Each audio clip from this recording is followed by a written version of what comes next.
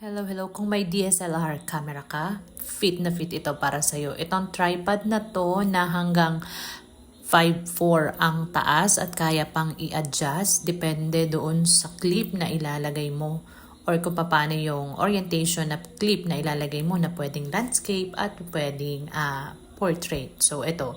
I-adjust pa natin. Ayan na. Ayan o.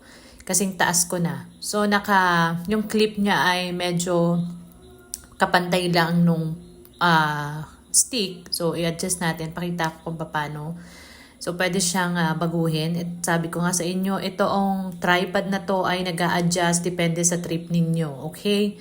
So, ano pang iniintay ninyo? At kailangan mo na itong bilhin sa napakamura namang halaga talaga. 132 pesos lang binayaran ko dito kasama na yung shipping fee. Ayan o. Ito yung sinasabi ko. Ayan. So, pag ito ay inilagay mong ganito, mas mataas